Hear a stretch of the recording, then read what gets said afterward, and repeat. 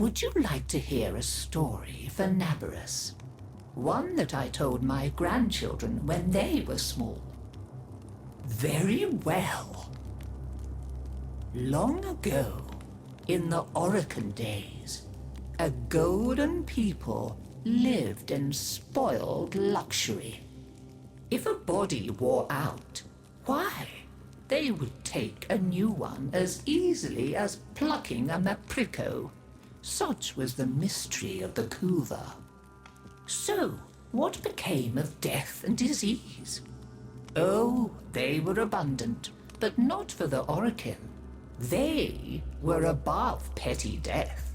Such was their contempt that they decreed a special day on which to make fun of it.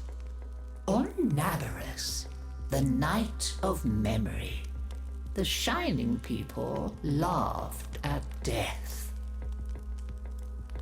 They dressed in costumes that recalled the old days of mortality.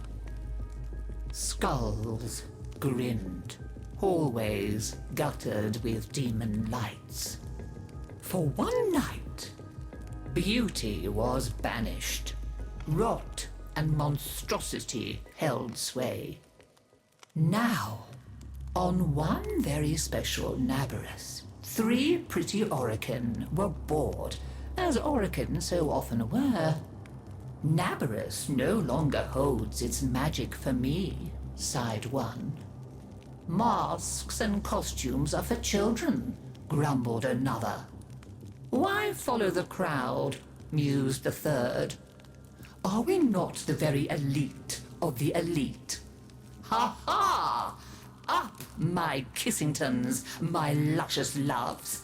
Send for blue Kuva and hot lights. I have a sport that will mend all. And in the corridor, behind a curtain, a solitary silent girl heard them and said nothing. Then the 3 were very wicked. For what do you think they did? Down into the streets they went, and they caught 3 poor Ostrans and bore them back to their gilded halls.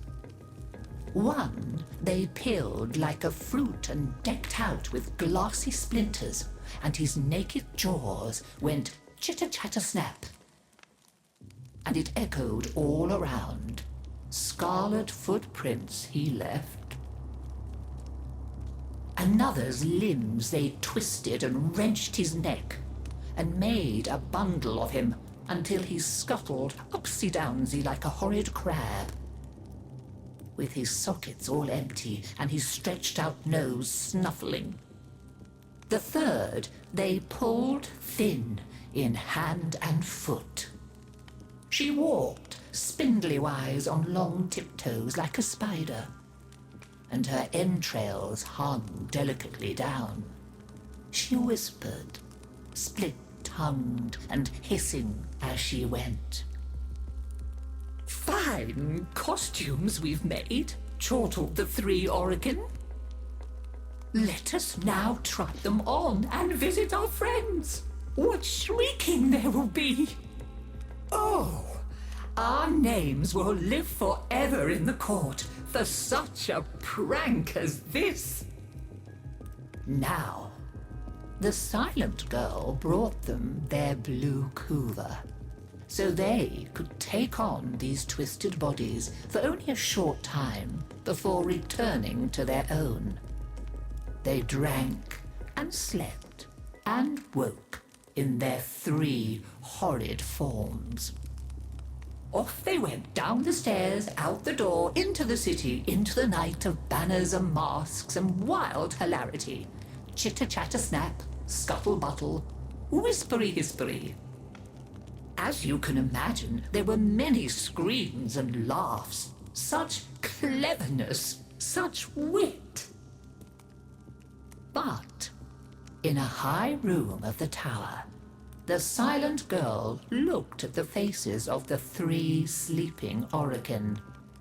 She went and opened a little ivory door that she was not supposed to know about, and drew forth a flask that she would have been glassed for even looking at. A flask of crimson Kuva, the scarlet seal upon continuity, permanent. And she tipped it down 3 cruel throats. With a little laugh, she went skating away, never to return.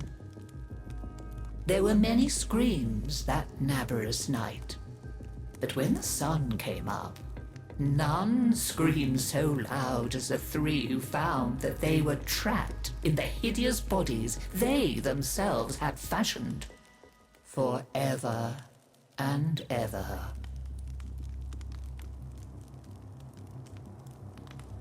So, listen carefully, Tenno, and beware, for you may hear them coming tonight.